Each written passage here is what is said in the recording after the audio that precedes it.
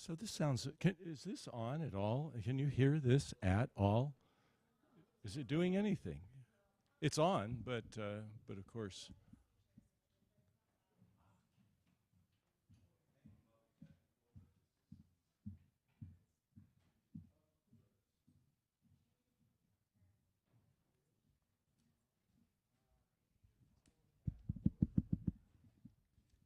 Test, test, 1, 2, 3. 1, 2, 3. Sound good? Good, good, good, good. Keep going. I'm talking. And here I am talking. Is that good? There we go. I wondered if anyone was up there. Thank you.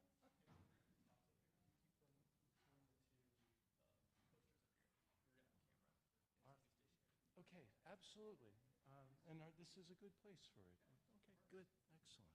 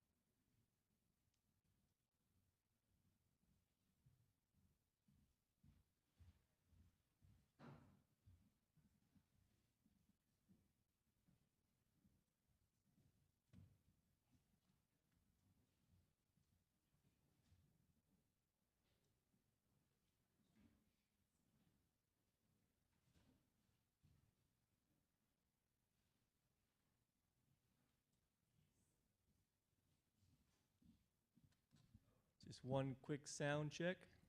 Test 1, 2, 1, 2, 3.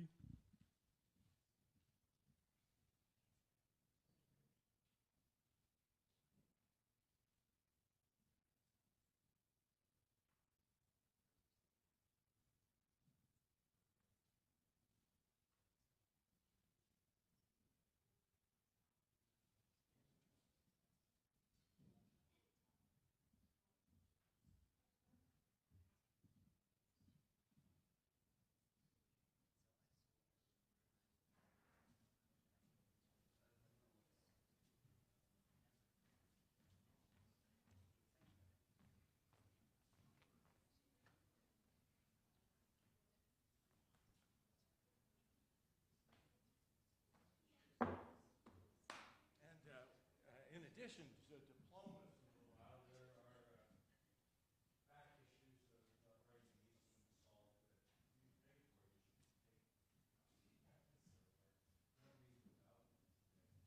no reason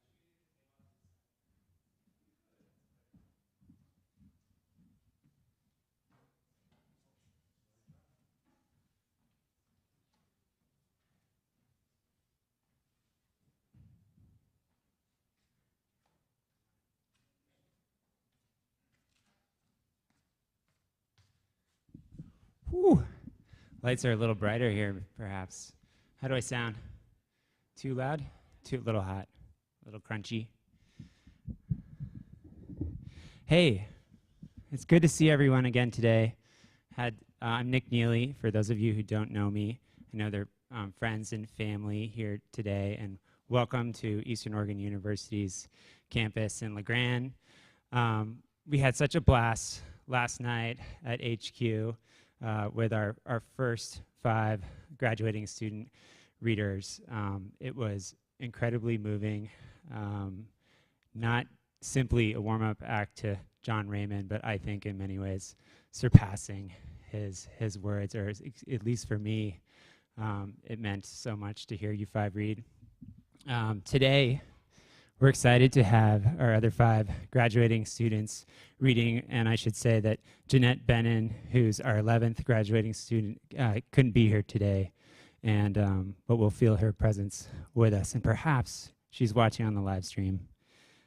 Today we have reading Phil Carson, Leah Hedberg, James Patrick Kelly, Alexander Ortega, and Chelsea Waters, all of them extremely talented. And as with last night, I'm excited that our faculty, their thesis mentors, are going to introduce them one by one. So without further ado, prepare yourselves for some wonderful literature, and it's my pleasure to bring up Megan Cruz.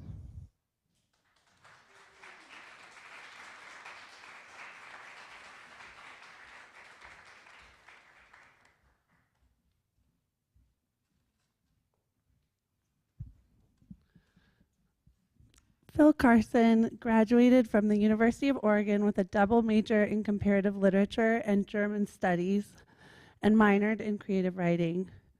His worldview was formed by hand-me-down comic books and Mad magazines that his older brother left behind when he joined the Navy. The title story of his thesis about Pee-wee Martens is about two 10-year-old friends, Pee-wee, who is somewhere on the autism spectrum, and Kelly, the new girl in the class. From the Wolves of the Akokos and Robert Johnson to the German romantic poets and Marvel Comics, Phil Carson gathers his inspiration across time and space, tying his work together with strong-hearted characters who seek knowledge, redemption, and occasionally a way to get past the school bully. His work brings neurodiverse characters to the page, creating a space for those stories and voices. He reminds me always that curiosity is driven by a love for humanity and the wide, wild world. Please welcome Phil Carson.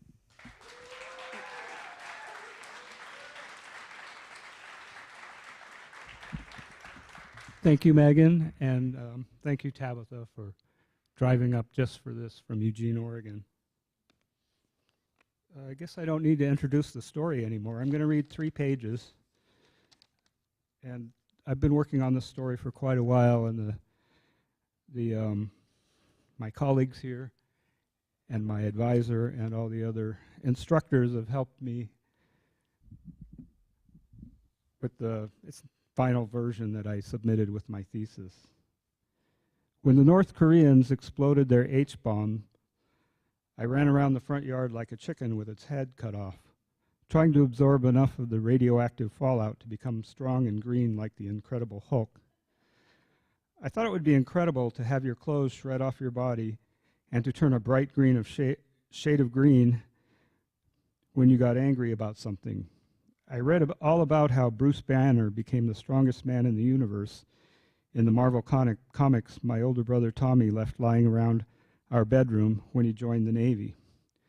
Hulk gained his powers from an experimental atomic explosion gone awry. Stories are always based on truth, and the North Korean H-bomb fallout was an available possibility for change. Hulk smash is what I would say to my sister's tormentors before I kicked their butts and made them cry like Noni cried. It was going to be so sweet. Noni will thank me forever. Soaked to the skin, I turned my face up and stuck my tongue out to catch the rain. I did not consider that others might also become affected and that more than one Incredible Hulk could be the result. The only important thing was that I gained my superpowers. Noni sat on the front porch reading a book throughout the entire episode, smiling at me and nodding. She wasn't impressed, but she wasn't discouraging. She was never pessimistic about my plans, but they didn't work. No matter what I tried, I couldn't become a superhero. Sorry, I'm nervous.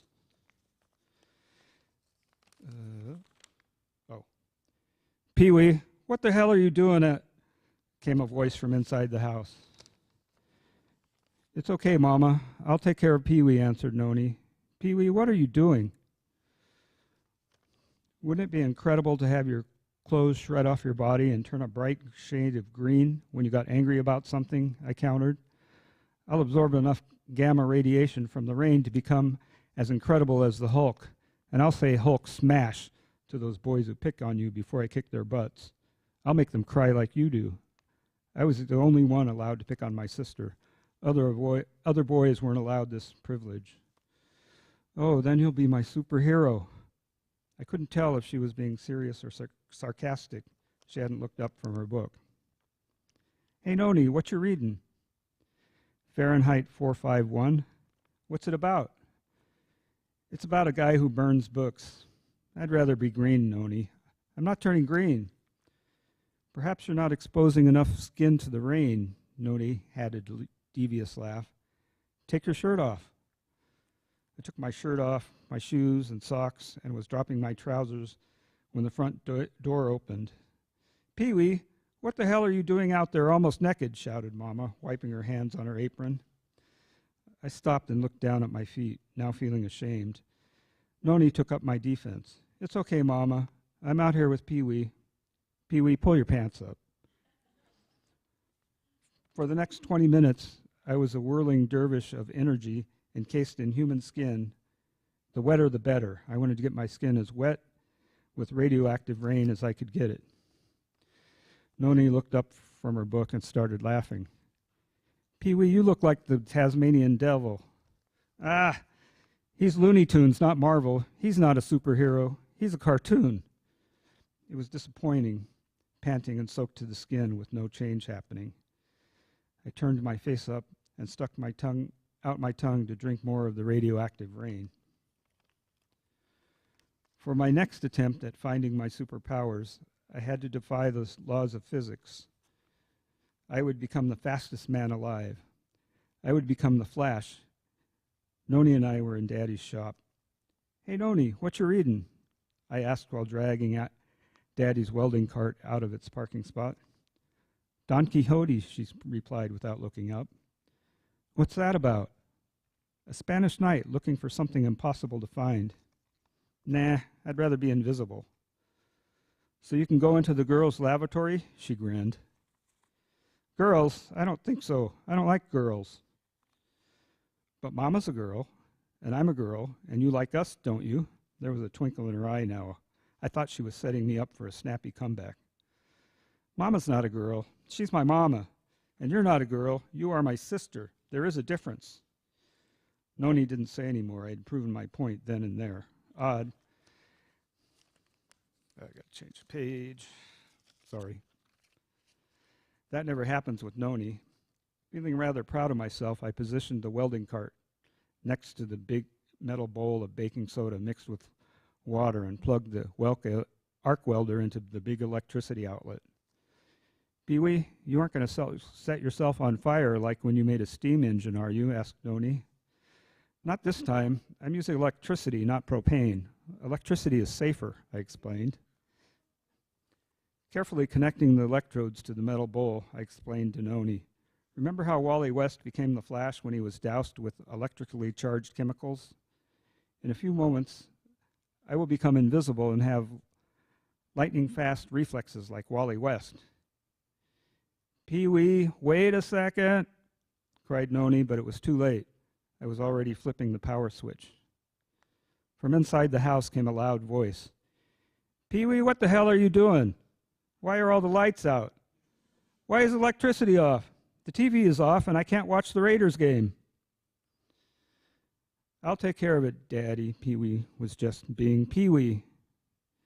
Noni saved me from punishment again. Noni, I'm all wet. Can you see me? Am I invisible? It's too dark. I can't see anything. Come on, let's go find the breaker box and fix this. We left the shop in darkness to find the breaker box, Noni guiding me with her hand on my shoulder. And that's all I'm reading for today.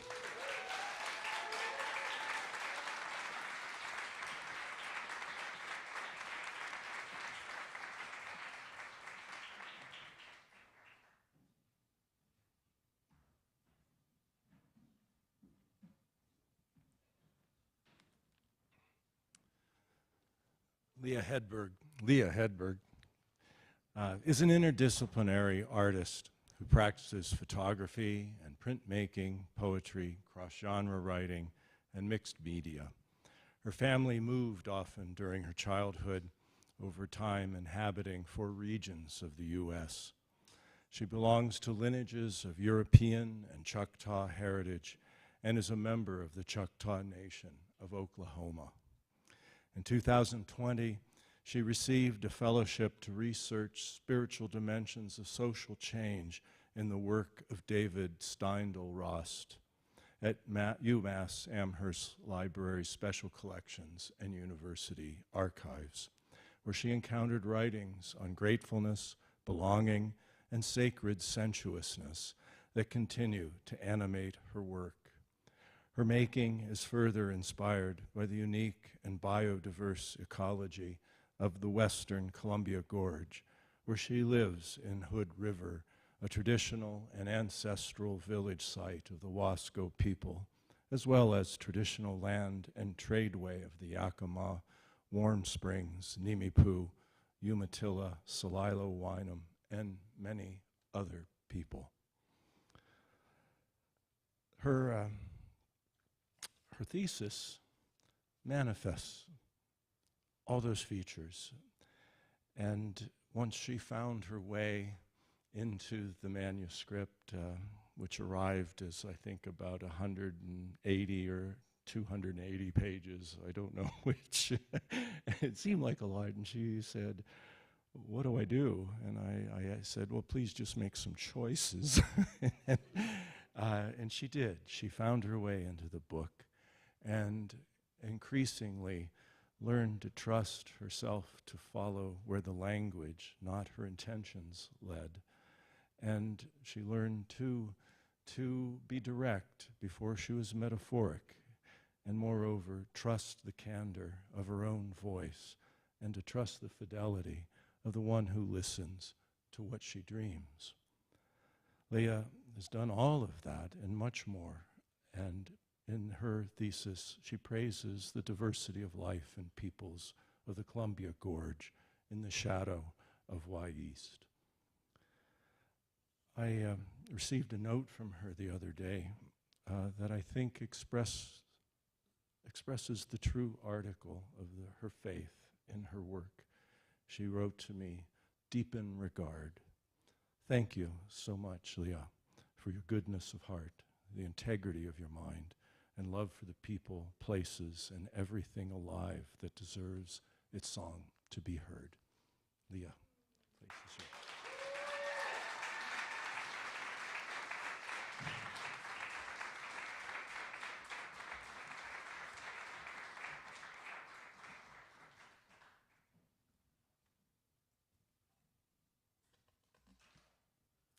Thank you, David.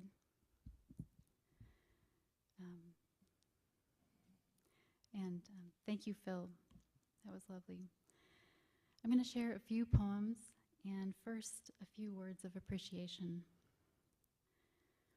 For your kind guidance and insights, I'm thankful to all the EOU faculty, including those with whom I was fortunate to study: Jennifer Boyden, Corey Brewster, Abigail Shabetnoy, James Cruz, Christopher Howell, Christopher Condrich, Megan Cruz, Nick Neely, James Stolen, and Jody Varon. Special thanks to my thesis advisor and program director, David Axelrod, and to Dean Lowe. I'm also grateful to faculty members with whom I didn't study directly for panel discussions, inspiring readings, and for creating a welcoming and generative community. Thank you to friends in the MFA program for your time reading my work, your collaboration, and discussions as we shared the path of learning. And heartfelt thanks to my family for your care and encouragement, and to all the families and friends here today. This first poem is called "Apollo is Struck," and you may remember from the story in Ovid's Metamorphoses of Apollo and Daphne, and how Daphne runs from Apollo and then she begs her father to turn her into a tree so she doesn't have to be with Apollo. The arrow lit into him just as he saw the sapiential sadness welling in Daphne's eyes. Weary of his youth, perpetual, vigor, light, Apollo craved the shade and rest of her body, blooming from the spring that seeped below the graveyard, a dark night flower. Daphne dreamed it was not an arrow hit her doubly with the death of desire, an anesthetic jibe unfeeling into her woundedness. It was pressure, not pain, she felt. Love's leaden tip, heavy against her hourglass waist, the worry and weight of being prey, Apollo's breath on her neck, as she ran from solitary beaches towards silent branches, fleeing too fast to examine the gash in her side. Whether by arrow or awl, a piercing terribly taut, she thought, her heart ticking, animals licking the blood in her tracks. On sand, on soil, his swift, sweet footfall following into the wood, he of the lyre longed so to sing the gods let him be laureate, crowned by the leaves of her distress. As Daphne's light went to Styx, her new form a shifting dance of shade by her own plaintive begging. She would rather die in place than wear a life so titular and tight.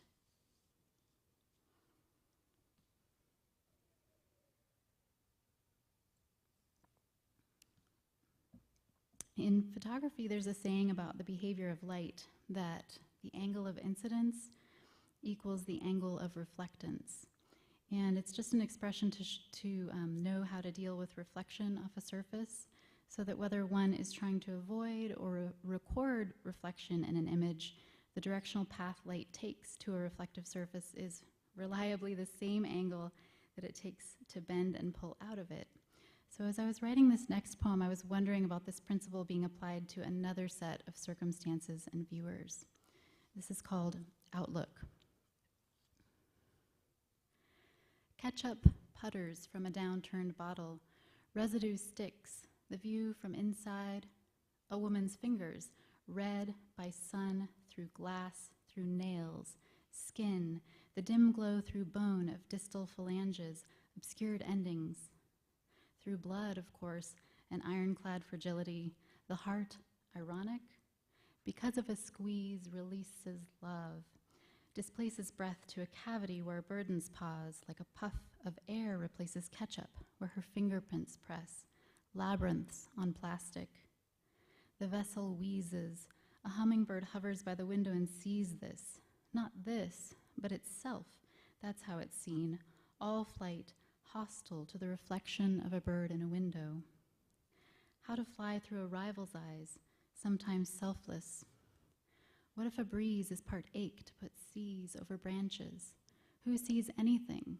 The chances strange by rearranging or refraction, not naive to seek the angle of incidence to detect simplicity. As it splatters, the ketchup is sweet.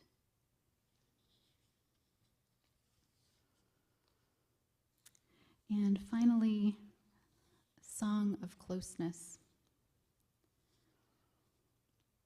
Have you any others? The song of relief. What sort? Of a complete shutdown, of silence, just as you thought. Quiet enough to hear the crackling of fire. The melody, stillness.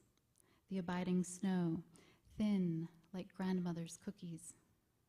Can you help me tell it? Anyone moving the hand also raises the hand. What of the ill ones? They waved. They are waving still against the brine of night and the tree besides. And the hand disembodied?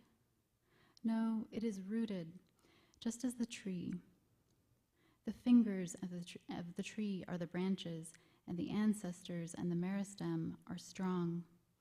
A good song always has the flicker of the wind in it, just as night has the sun hiding below it. Let me hear more about that. It was a song about wanting to be close to someone again, always about the breath, the closeness that brings the deep breath. Is there anything I forgot to ask about? The train. What of the train? Oh, just the humming, the tapping, the attention on small things, expiration dates. Did you ride the train home? The rocking, clacking change of pitch startles when the movement stops abruptly, rhythm circling in. Anything else? Don't doubt I was there. The hand waved, and there were two, one here and two in the reflection.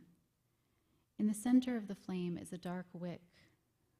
What does this say of fear? Fear is uncalled for. In this turning, shadows fall where they fall, and you can count on their sturdy behavior. Was there a lyre, a letting down of the older things before the silence? This is what I have wanted to say. Stay awake, trembling, close and on my own, with my own breath. In closing, close the glass jars. The good ferment is what it takes. Thank you.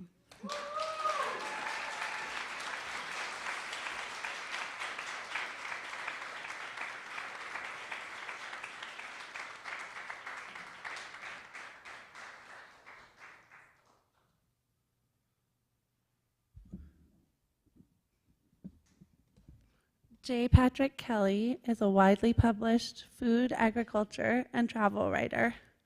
His work has appeared in Northwest Palette, Food Network Magazine, Mountain Living, and Village Voice Media, among others. A longtime restaurant critic and features writer at the Idaho Statesman, Kelly is also the author of 2 editions of Moon, Idaho, a comprehensive travel guidebook published by Hachette Book Group.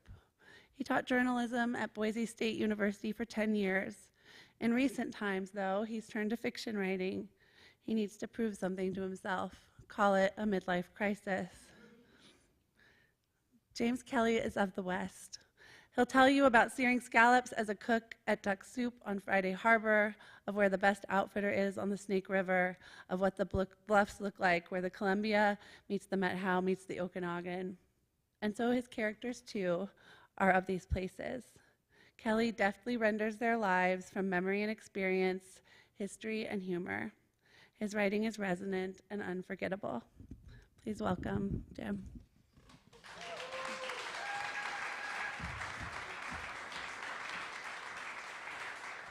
Sorry, I don't have a very loud voice, so let me know if I'm not. First and foremost, thanks for everyone. This has been a really weird time to be in the program. We all started our class when the pandemic hit. I think we made it work. And I appreciate everyone's feedback challenging me, and I hope there was a vice versa there, and family and friends and everyone. But, you know, I started cooking this novel up a few years ago, and I had this idea about this character that, you know, dealt with childhood trauma and death in the family at a young age. I dealt with that, you know, but I wanted to completely change this story away from my own life. I purposely left out the restaurant industry completely out of this thing.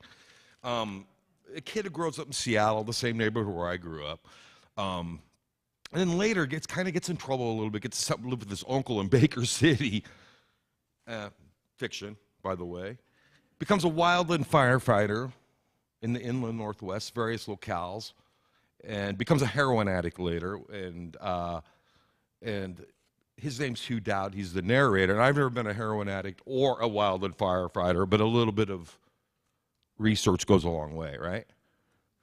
So this is it. I'm going to read an excerpt from chapter 4, Confluence, summer 1976. 3 days after Colin's death, that's when Dad called home, collect from Indonesia. Mom called his Marsk line boss in Korea the other day and had him deliver the bad news. Farley was at sea on his way to Jakarta. Hey, Hugh, thanks for taking my call. No problem, Dad. He immediately went into a tirade. How could you and your mom let this happen? He screamed from the far side of the Pacific Rim. I'm headed your way to deal with this. This? The line went silent. Did he hang up? I'm about to jump on a red-eye from Jakarta, son. See you soon, he said, abruptly ending the call. The lonely hum of a disconnected line buzzed through the receiver, trembling in my hand. The next evening, right after Mom and I had finished eating dinner, Dad stumbled out of a yellow cab. I watched him get tangled up with his duffel bag in the blueberry bush next to the mailbox. He pulled on his luggage so hard the shrub came out of the ground. He was irked and slurring his words when he stomped through the front door. Mom just kept washing dishes, staring down at the sink, doing her best to keep her cool. I listened to their back and forth from behind the armoire in the dining room. You want him in Brewster? Brewster, he said. Yes, I want him to rest in a peaceful place, Farley. He needs to be in Brewster. And we're having a Lutheran service. It's settled, Mom said in a hushed tone. You're shit-faced drunk. There's no reasoning with you when you're this way. I should have a say, he stammered. A decision needed to be made, so I made it. The funeral's tomorrow. Let's put him up at sunset, Dee Dee. I don't want him to be at a cemetery along some busy boulevard. So that means I'll have to go all the way to Brewster just to visit him? It's always about you, isn't it, she shouted, smashing the plate on the floor. You hardly ever come home anyway. Now you want to make all the decisions at the last minute? Calm down, woman. I'm not going to calm down. For fuck's sake, have it your way, he said. Mom went out, and Colin would be interred in Brewster. End of conversation. Dad bounced off the walls on his way to Colin's bedroom. He started snoring before even hitting the bunk. Tears streamed down Mom's cheeks as she dried her hands on a dish towel. She scurried to the bathroom and slammed the door, locked it. The doorbell suddenly rang. Who the hell could this be? It rang again. I popped open the door, and there stood Mrs. Driano, our widow next-door neighbor, cradling a crock pot with Italian flag oven mitts. How you doing, sweetie? I'm all right. I saw your dad came home. Yeah, he's back. He took an overnight flight. Is your mom around? She's here somewhere. No need to bother her. I just came over to give you this ciappino. I know how much you guys like seafood. Thanks. I'll let her know you stopped by. Take care, sweetie, she said, handing me the steaming gift. I carried the crock pot into the kitchen, set it on the counter, and popped the lid. The tomato stew looked like blood, Colin's blood. I puked in the sink. I couldn't deal with the thought of him at the funeral home. His split face, his blue lips brushed with rouge. Everyone dies at some point. That much I do know. When Grandma Vicky passed away, it didn't seem so strange. She was old and smelled funny from drinking too much vodka. But Colin's death, much like Uncle Terry's death, felt different, much different. There's no bracing for sudden death. I woke up early the next morning and wiggled into clothes Mom hung on my closet door. A dark herringbone suit and a button-down shirt, light blue. I slipped on my tan hush puppies and stared into the tall mirror. I looked ridiculous. With everything going on, we didn't have time to go to Kmart for shoes that better match my suit. Dad cornered me in the kitchen. He looked disheveled, hair all over the place. His eyes were bloodshot. He reeked of yesterday's bourbon and cigarettes. We still need to talk about this, Huey. I tried to ignore him popping an English muffin in the toaster. Talk about what? Colin's death. He was right behind me. I don't know what to tell you, Dad. The car came so fast. Not good, Huey, not good. You should have done a better job of looking after him. Where the hell were you? And don't fucking call me Huey. Calm down, son, he said. You don't know what I've been through. I'm pretty torn up, too. Nobody said a word on the car ride to Green Funeral Home. It was a hot day, so Mom dropped the electric windows down in the station wagon to let in the late morning breeze. Dad sat in the front passenger seat puffing Lucky Strikes. Mom and I had made plans to meet her parents at the funeral before the service. Running behind, she stepped on the gas. Ashes from Dad's cigarette flew into his eyes. Damn, Dee Dee, slow down. What's your hurry? Mom shot him a piercing glance. Mom dropped us off out front when we got to the funeral home, then drove away to find a parking spot. I walked straight into the chapel. Dad trailed behind, taking the final drags from his smoke.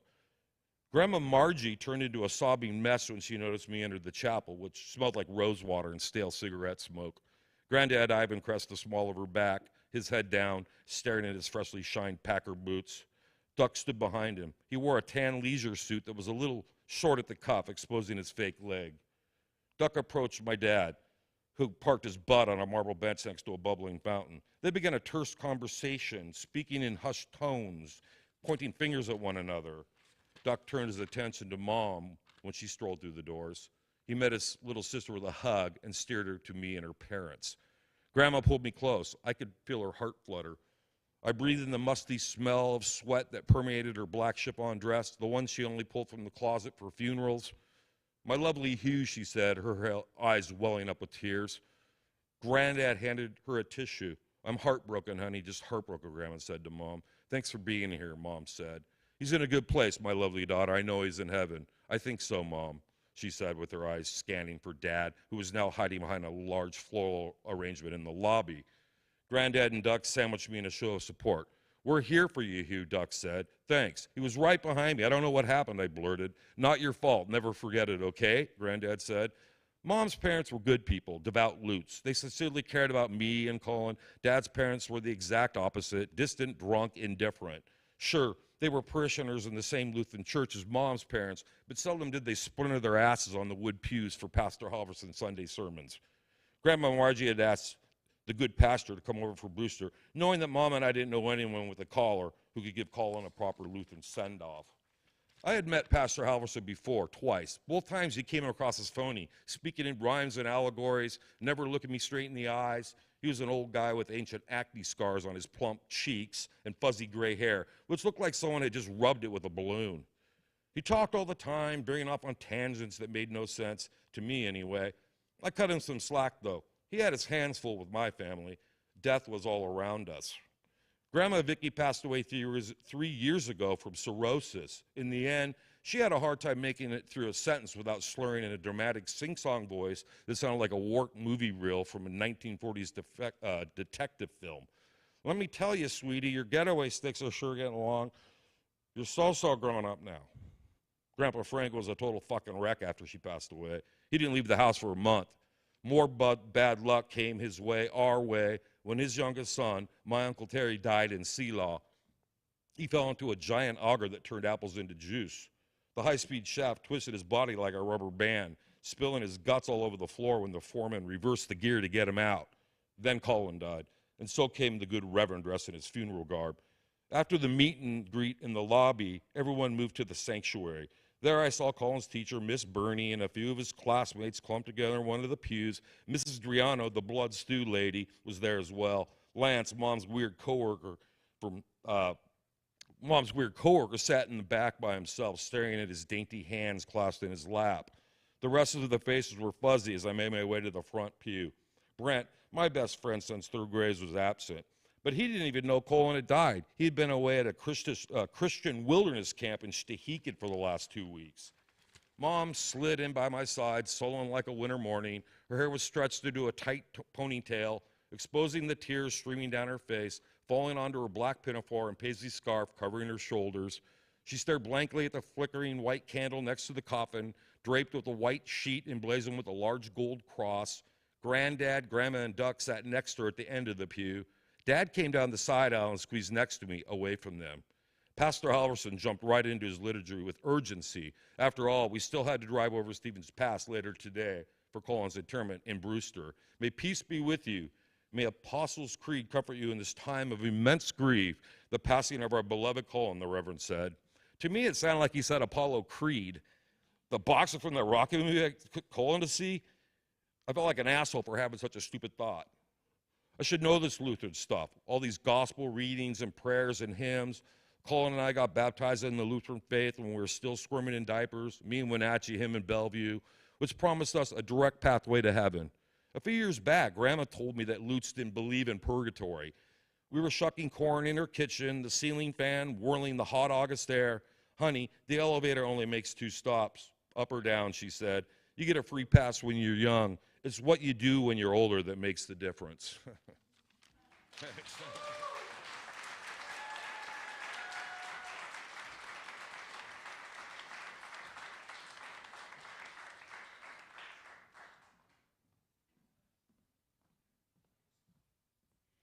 These are so great. Thank you. Alexander Ortega is an emerging Salt Lake City-based fiction writer. He explores the interstices between the real and absurd to fabricate his own dimensions on the page. Ortega's work has been published in Quarterly West, Moss Literary Journal, and the anthology Evergreen, Grim Tales and Verses from the Gloomy Northwest. He was a finalist for the Iowa Review's 2022 Short Fiction Contest. Alex is not afraid to torture his characters. In fact, they often torture each other. But the absurd and magical elements of his work, the heart and longing it contains, poke holes in all that darkness, revealing bright constellations of hope. His stories are clear-eyed and immersive, and I'm thrilled to introduce him to you today.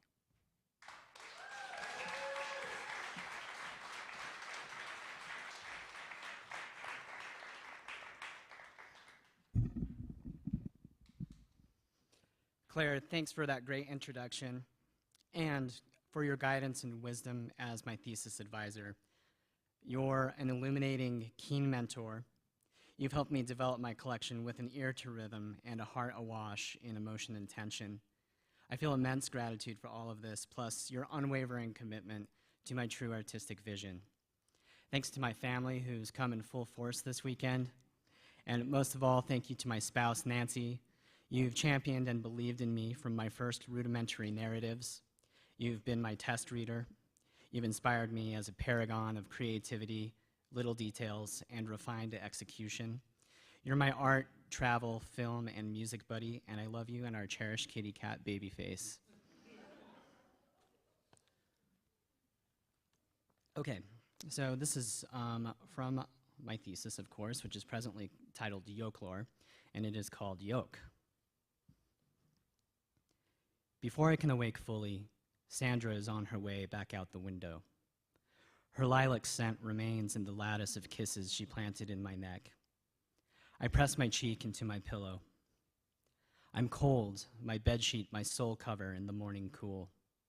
See you soon, she whispers. I don't know how she scales the wall to the second floor. Some things she said this morning resurface in my psyche. When we lie together, through each stroke of my chest hair, she unravels the myth of us. This morning she said, the kick drumbeat that wet us ever pulses through our veins. What else was there? Perhaps how I'd been lost in the clouds of an ever-flowing smoke machine. Or maybe she spun a fable about how we were strays who found a home in each other. I won't deny it. I want Sandra to stay. Half asleep, I ask her why she always leaves so soon. Her time with me lasts only until the sun sparkles on the mountainside, when my bones still ache for lack of sleep. Because I'll eat you, she says. One must delight in a delicacy, one flower at a time. Her fang-like fingernails caress my back. They're sharp, and if she slices my flesh, she licks my wound, seals it with one of her addictive kisses. I want to be her main course. I first saw her at the club. We danced. She wrapped her arms around me and I kissed her. She dug her nails into the back of my neck, grinning. Let's leave, she said. Her mouth is the one taste that washes the chalky must away, her resplendent iron flavor, which she's made me crave ever since. Not an hour later, she lay on top of me, skin against skin. I woke up with nary a way to find her. The club where we met holds no magic without Sandra there, the scents of each track thin and unsound. I'll have her one night, then not for days, even weeks. For Sandra to hold me means I carry her void inside me, my waking hours. I never know when she'll come for me again, and I always wonder who else I share her with. When she comes for me, hugs me, it's as if she hungers for how I satisfy, as though she tires of what has stayed her. As I await her with my window cracked, sickness and coughs deplete me even more. Yet she returns. She reveals herself in my crepuscular visions, shaping my dreams she designs when embracing me. Sleep paralysis toys with me. I can't open my eyes, but she energizes me in my dream state with her touch, her breasts against my back. When she's gone, my body feels frail, especially if the winter cold blows through my window. By day, I'm a simple server who records gustatory desires, carries food to consumers, repeats, an automaton. I barely taste the food I eat anymore. The chalky smoke machine fog we found each other in coats my throat, my stomach lingers. How many dullards do I hand plates of eggs or beef all day? They leave half for trash. Sandra eats me all, my whole body devoted. Just as I refill their coffee mugs, Sandra pours herself for me. She warms me up. In a dream about a party with long-lost friends from high school, she sequesters me on a couch. She serves me as my master when I feel my lips, my real-life flesh being suctioned by hers. In our room, her fingers direct the back of my head to face her in worship, and the high school crowd fades away. My mind's eye closes. Her tongue leaches capillaries from my gums, candy for her. Her nails that dug deep into my vertebrae at the club now slide up my sternum. She'll drink from my cistern. You're tender, she says, as I hallucinate myself, running my forefinger through her hair. My eyes close tight. I see her clearly, gazing into my eyes. Our recursive mirror hall saw that you saw that you saw, she says through my lips and my languid tongue. I need to go, she tells me. I gasp and jolt awake to a summertime morning. She's gone, but my chest still bleeds with the orange smears staining my skin, hearty yolk that filled her. The faster I finish daytime, the sooner twilight whisks me away to my nadir, her preamble. Each twitch I make is an invitation for her to swoop in, a shade whose brick-callous fingers uphold our ongoing cosmic tryst. I know her when I feel her, when the contour of our bedroom silence glows with her warmth. Our sheets bloom as she hugs me close. The dawn's a riddle, baby boy, she says, and so are we. Thank you.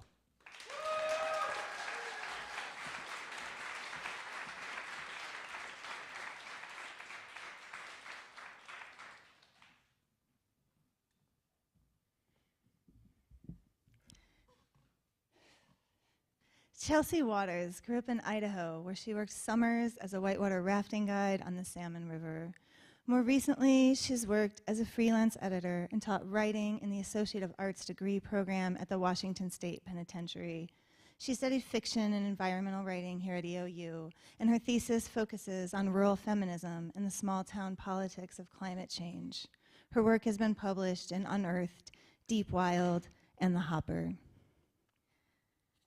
Chelsea's characters hold strong convictions that put them at odds over some of the most pressing issues of our time. How do we balance economic prosperity with conservation and stewardship of natural resources? What is and what is not worth sacrificing for love? What have women, and with them society, lost now that reproductive freedoms have been stripped away?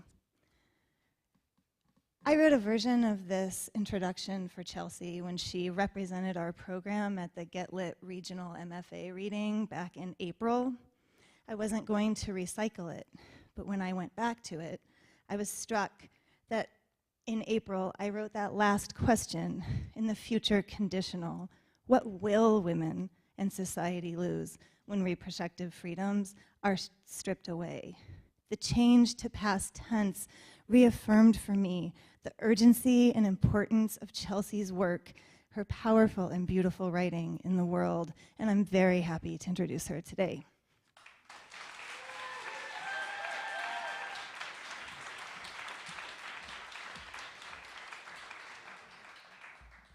Thank you, Claire. Thank you, EOU, for this program, and thank you especially to those of you in the cohort. I have learned so much from so many of you and developed friendships, and I'm just so grateful for all of you. I am reading from my novel in progress, which is called Gaujai. It's set in a fictionalized Idaho river town. It's the kind of place where women can achieve something kind of approximating feminism, but not really true freedom. The book centers on a female rafting guide whose name is Avery, but the novel is told from many different points of view. Today I'm reading from a point of view of a character named Victor. And it's maybe not like my best chapter, but Victor is one of my favorite characters because he's 18. He's trying to figure out his place in the world. He's got hormones. He's got a raging case of back knee. He's like, rowing the gear boat. He's not allowed to have clients on his boat. He's got the gear boat where the latrines are stored, so it's pretty smelly, and he has to go last in line. And Victor, of course, his predominating issue is that, like, as a rafting guide, he's not allowed to swear in front of clients, and that's very hard for Victor. For example, he's allowed to say hellacious, but he's not allowed to say hell, which is kind of a recurring joke in this chapter. I'm actually going to throw you into the very end of the chapter. The guides have been dealing with a very difficult client that Victor can't remember names either, so he just calls the client head honcho. There are many characters in this chapter, but really the only two you have to know about are Victor and Avery. And then one last thing. I'd like to dedicate this chapter to my son Calvin and to all the kids like him who are trying to find a steady place in a difficult world. Soon Big Creek barrels in from the left, and that's it. That's the last big feeder creek, and now we're in the impassable canyon. Once you can shout and the canyon shouts back at you, there's no way out but down. The first rapids, called Devil's Frying Pan, unfolds, and it doesn't look like much. They never do until you're in them. Here, the river tries to send you straight onto a huge boulder that'll flip you like a burger, so the key is to pass a pile of smaller rocks on the left and then pull away from the big rock before you're washed onto it. Remy goes, and then Charlie, and the first kayak goes, and then Paul. Avery sets her line, and now the second kayak takes aim. The second kayak has Head Honcho and his son in it. Honcho's paddling for all he's worth, using every ounce of muscle but no brains, gaining on Avery too fast. "Hold up," I shout. Honcho's son tries to back paddle, but Honcho seems annoyed, and seeing water by the smaller rocks on Avery's left, steers them straight into a line where the current goes forward, but the water behind the rocks turns back on itself. The river flips them immediately. Honcho pops up under Avery's left oar blade and grabs it. The kids start swimming for shore. "Let go," Avery shouts, trying to shake Honcho off as the rock gets closer. He won't. She's faced with the choice of rowing, which means possibly concussing him with her oar, or being washed onto a rock that will flip her boat, and when it flips, the man on her oar and the people in her boat are in danger of being crushed, of being bashed into unconsciousness by a cooler or a bag or part of a frame, or most deadly, of being caught underneath. She hesitates. I can see it in the moment where her right oar starts to dip and then pauses, the moment where her brain offers up each scenario, and that hesitation means hitting the rock has become inevitable. But if she digs her oars in and spins the boat, she might get away with a bad bump. She might not flip. The oars hit the water faster than seems possible. She pulls one, pushes another, pivoting as sharp and clean as I've ever seen. Head Honcho goes underwater and loses his grip. The river slams her boat so hard against the rock that Avery and her passengers are thrown from their seats. Avery lands painfully on an oar pin, the client and teen in the water, but the raft stays upright, spinning. She jumps into her seat and reclaims the oars, straightens out before the next waves can swamp or flip her, rides the tailways alone. Head Honcho is like a long-haired cat, thinner and smaller than you expect when wet.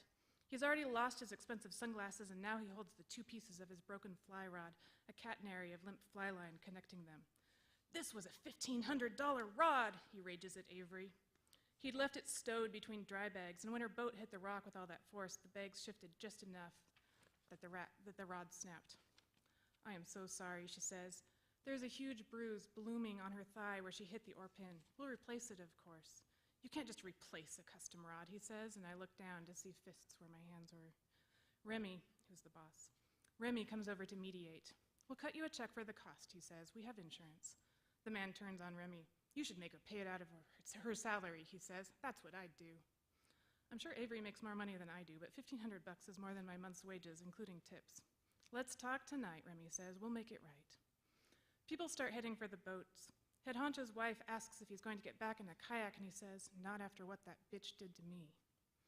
Everyone, his wife, his siblings, his children, and nieces and nephews, hears him say this. They exchange uncomfortable looks. No one says a thing. That's what I don't get. 20 people saw what just happened.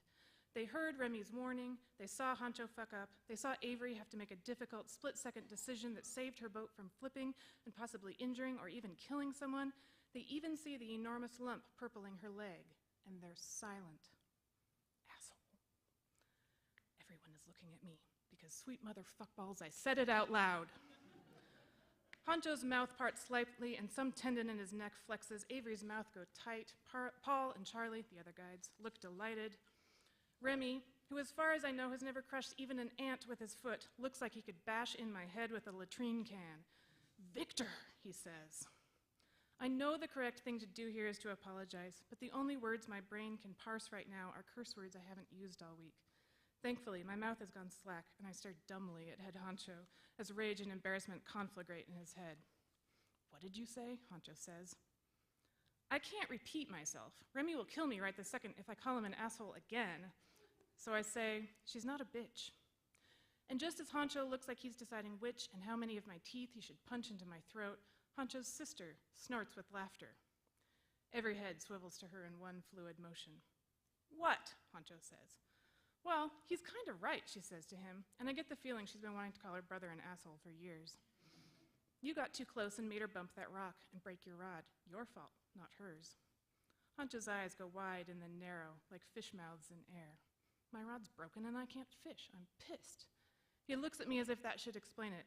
Remy looks at me like he's still considering which latrine can to deck me with if I don't apologize right now. Avery's looking at the shallows, and I realize I've fucked this up for more than just myself. I'm sorry, I say, looking just past head honcho to where Avery stands. I shouldn't have said that. Honcho thinks I'm talking to him, and he shrugs. Yeah, well, whatever. His sister claps her hands together. Okay, can I try a kayak? I do not know what magic she wields, but people start moving. Hey. Avery holds out 2 cookies, long gone stale, and I take one. It's after dinner on the last night, and up the sandbar behind us, the clients are enjoying the last of the treats and beer and soda. They'll stay up real late tonight around the fire, which means we will too, to keep an eye on things, even though we're bone weary. Avery gestures to the sand, asking permission to sit, so I nod. The bruise on her leg looks like a hurricane, its massive eye staring at me. I just wanted to say, she starts, but she's looking out at the river like it's caught her attention and floated it downstream. So I wait a while. I'm sorry that guy got to you. She takes a bite of cookie and looks at me. Behind us, there's a rumble of laughter. How come I'm the only one who's pissed at him, I say. She shrugs and finishes her cookie in one bite. Supremely unpissed. There's a point where they can't get deeper inside your skin, or my skin anyway, she says. Why, I ask. I really want to understand, and I guess she senses that because she gives it a shot, though it takes her a long minute to stitch her words together. Everywhere you go, some people are jerks, she begins, stretching out her leg toward the river. The eye bruise goes squinty. Like that college I was at on the East Coast for a bit. So you're gonna put up with someone's shit wherever. I guess, for my part, I found a place where it's worth it. She runs a hand over her arm like there's a memory in it. I look around as if that will help me understand. At the impassable rock, the cold water, the sky spit with stars. And maybe I almost get it. I'm 18 and I've never left this state. Avery's left and come back. And now that I think on it, so have most people I know. They know where they fit now because they've been someplace where they didn't. A place to measure home against.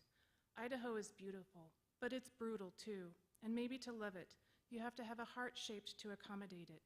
This place with wildflowers that burn to ash, and rivers that try to drown you, and clients who call you a bitch even after you save their ass. I wonder if I should tell her what I'm thinking, but Avery stands, turns so that her bruise watches the water. She shakes crumbs off her t-shirt and puts a hand on my shoulder just for a moment, just long enough that I remember it after it's gone. I'm not sure, but this might be the first time we've ever touched. You're one of the good ones, Victor, she says.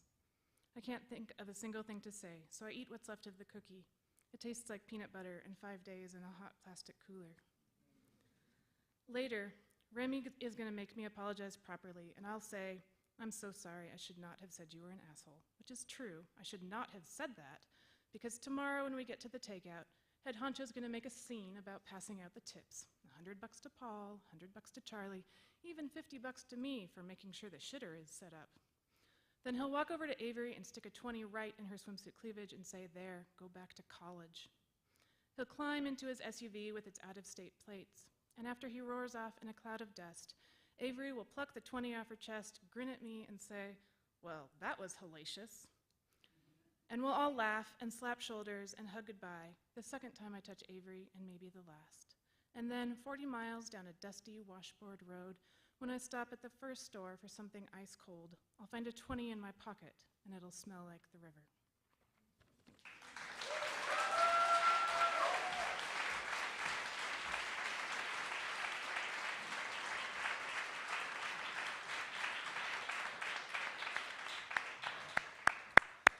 Thank you, Chelsea. Congratulations to our 5 readers. Let's hear another round of applause for them. Phil, Leah, Jim, Alex, and Chelsea, you were great. We're going to take a 5-minute break, and then we will move on to our graduation ceremony. See you in 5.